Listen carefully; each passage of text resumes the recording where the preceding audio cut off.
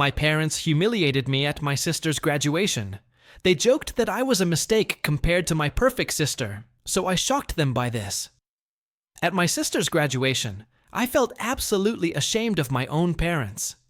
They denigrated me in front of everyone, even our closest friends and relatives. This was supposed to be only about Elena, my older sister. She was excited to start her new path because she had recently graduated from college and secured an amazing job. When my parents stood up to speak in her honor, I expected them to make appropriate remarks. She has worked hard to reach this milestone and deserves every bit of credit. I was not surprised when, during their address, they included Elena as one of the greatest blessings. I was old enough by then to recognize that my parents adored Elena more than they loved me. She had always been the more gifted daughter, and my parents would constantly compare me to her. Then my parents began to joke in their speech about how they should have stopped having children after Elena. They argued that second-borns are usually useless. They said that if they only had Elena in their lives, they could have spent more time and effort on her instead of me. Hearing them say such awful things openly and casually while I was sitting right there stunned me. I searched the room, hoping that someone, anyone, would notice how disturbing their statements were. But all I saw were the faces of my relatives laughing along, as if this horrible simile were simply light entertainment.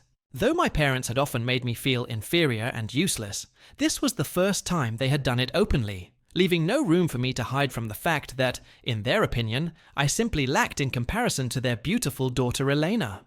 This was not an isolated incident or moment of poor judgment. It reinforced what I had long suspected. I was considered a distant afterglow, whereas my older sister would always be the daughter they adored. Growing up as the second child, I became accustomed to our household's implied preference. It constantly crept into their speech, conduct, and routines. My parents frequently forgot to wish me a happy birthday, and on more than one occasion, they were on business trips, leaving me alone. They would never miss Elena's moment.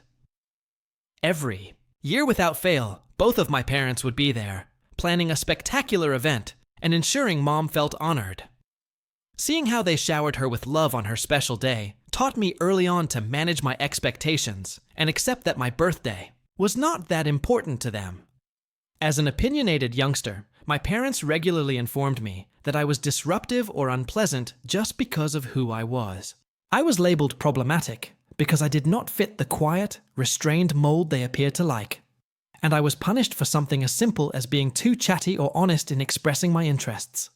Elena's calm temperament and introverted tendencies, on the other hand, were constantly lauded in our family. She was regarded as the ideal daughter, mature and polite. She was thus the one who was displayed and paraded in front of everyone. Over the years, I was the one who received the most criticism. I tried for a while to fit the picture my parents seemed to want.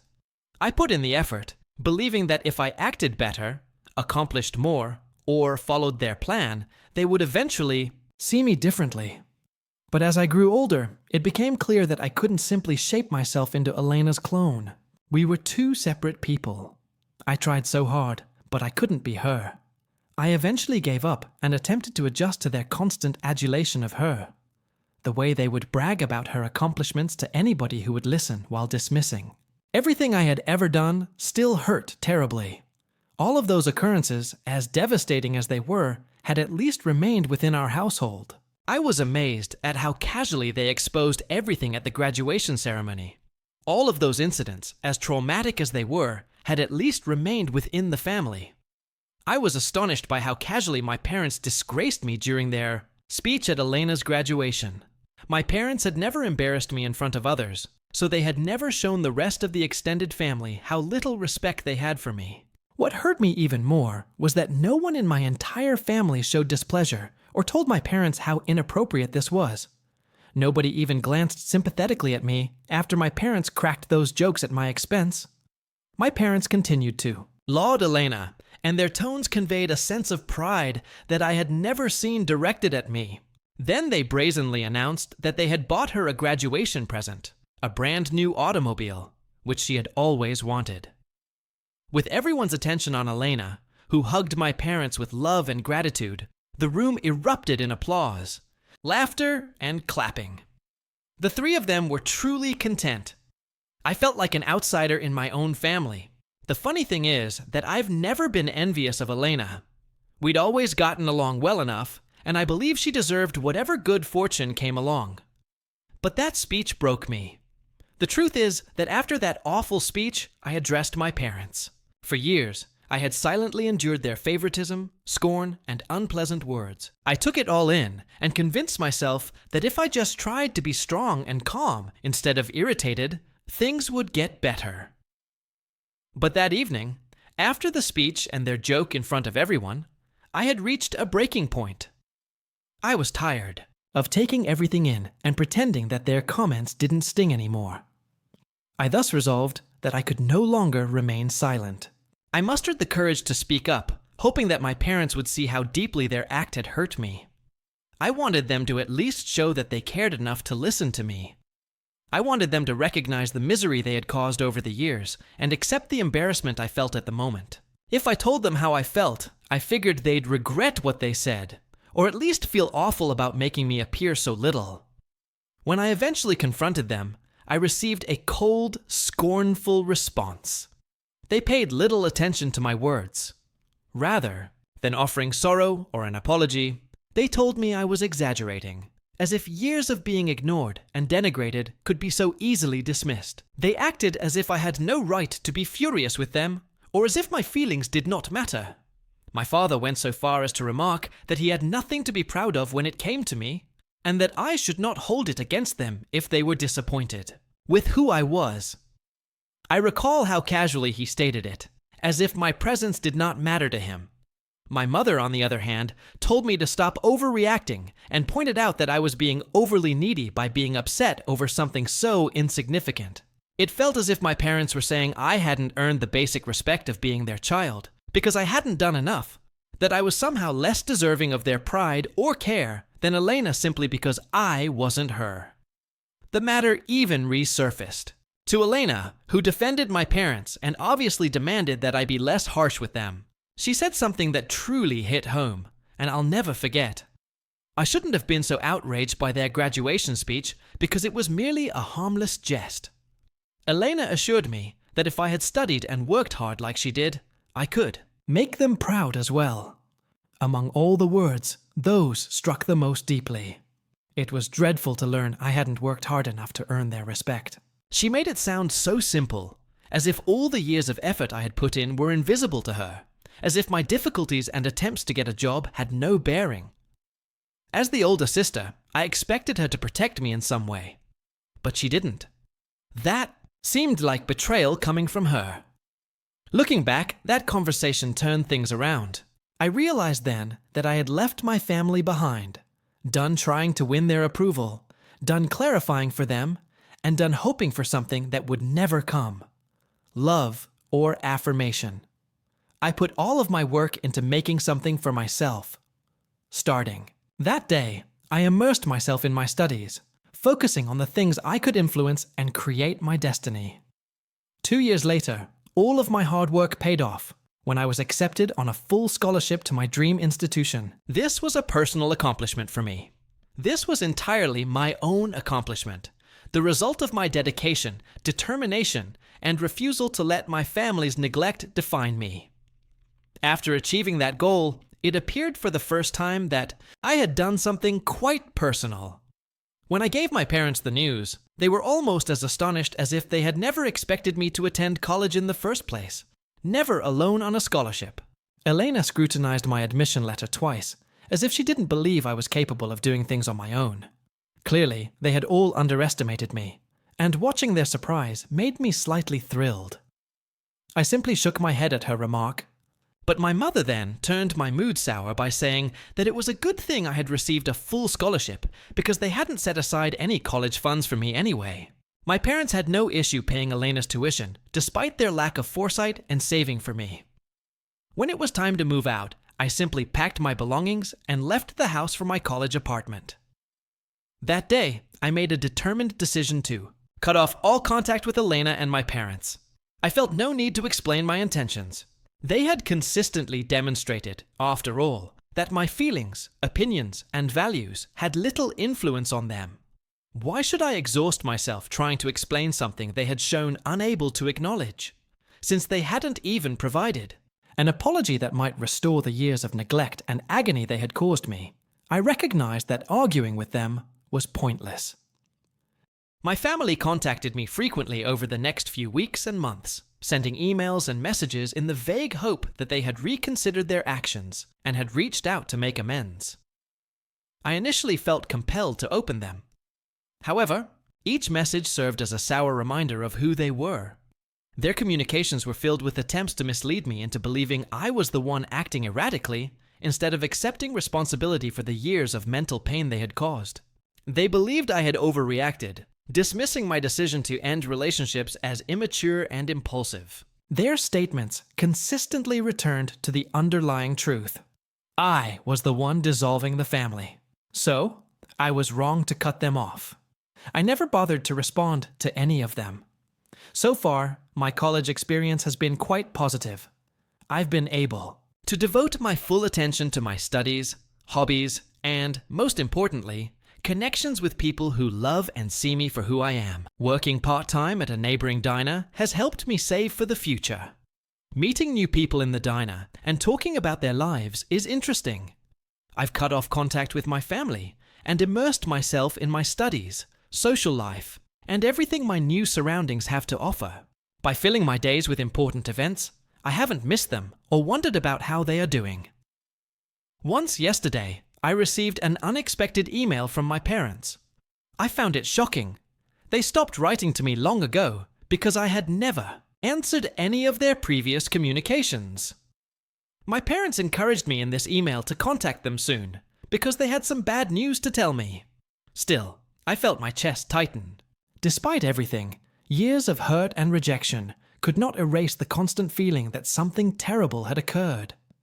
My heart started racing, and all I could think about was the possibility that a family member had been seriously ill, or, worse, perished. Despite my resolution to keep them at a distance, fear crept in. My heart hammered as I braced myself for whatever news they were about to bring. I grabbed my phone, unblocked them, and called them immediately back.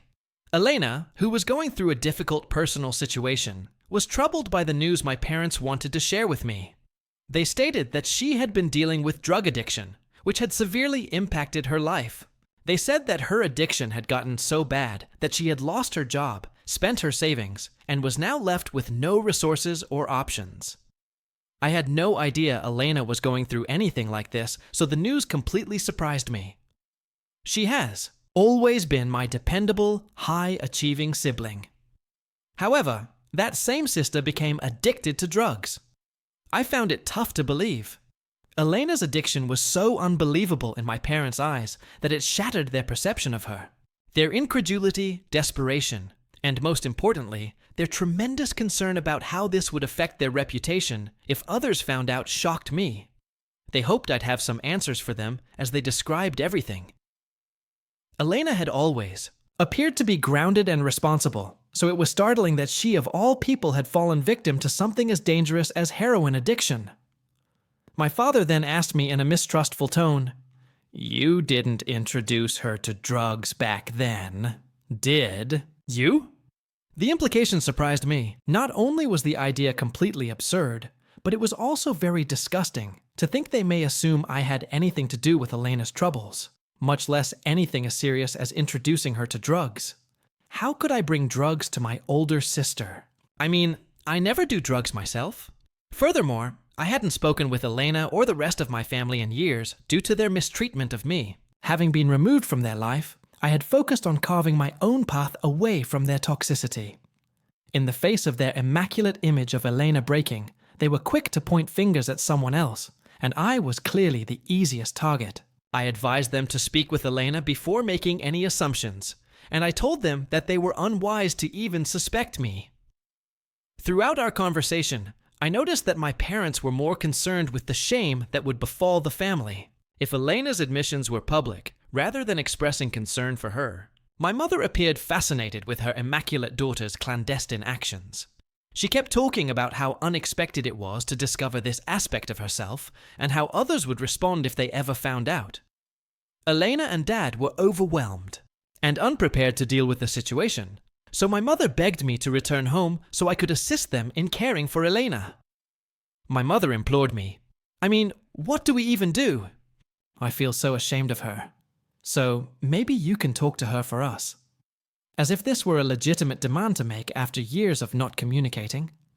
I can't help Elena. She needs professional help, I stated bluntly. I emphasized that if they truly cared about her well-being and wanted to help her recover, the finest and most compassionate thing they could do was to admit her to a treatment facility where trained specialists could assist her. But my father immediately rejected the idea of sending her to rehab, nearly trembling at the thought of their family's good name being tarnished by her admission to a treatment center.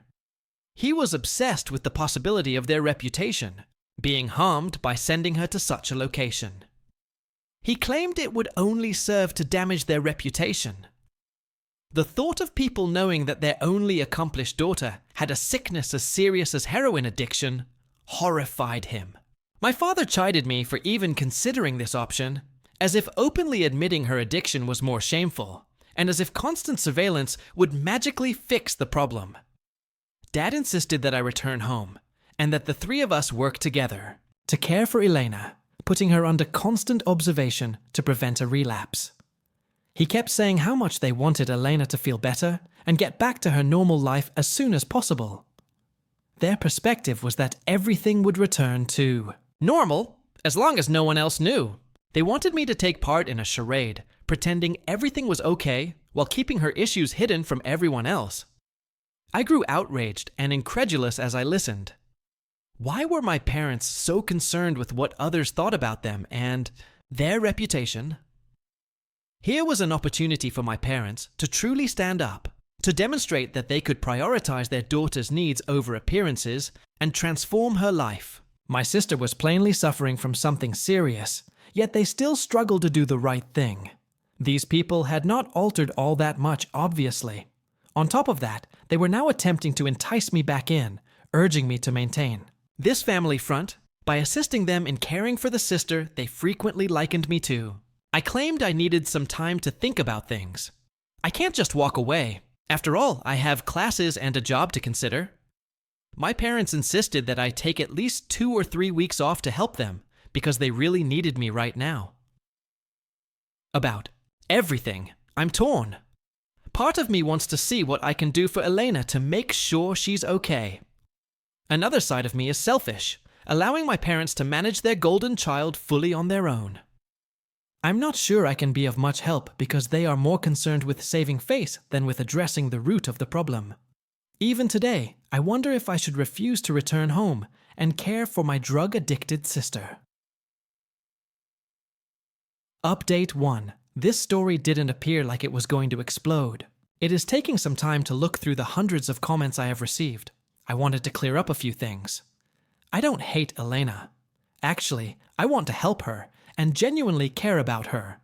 However, because I have not spoken with my family, in 3 years, I have experienced a level of serenity and stability that I did not have previously. I am concerned that reconnecting with Elena may allow my parents to re-enter my life as well. I honestly do not know for sure. If you're wondering, Elena could have been fighting with heroin addiction for years, possibly even before my parents discovered it. Clearly, Elena, the golden child, was praised and kept as the ideal daughter, frequently under intense pressure to maintain that image. This form of pedestal minimizes susceptibility and failure. Any failure, no matter how little, could have been devastating if Elena believed her worth was solely determined by her accomplishments and how others perceived her. Drugs could have developed over time as a coping mechanism for escaping the weight of those expectations or the fear of disappointing our parents. I become even more depressed when I think about my sister, who may have been suffering silently all along without my knowledge. She should have felt comfortable being honest with me earlier, before things got to this point. I would have wanted to be there for her to help her get through it. It just makes me feel powerless. If only I had known about this significant part of her life and could have helped her.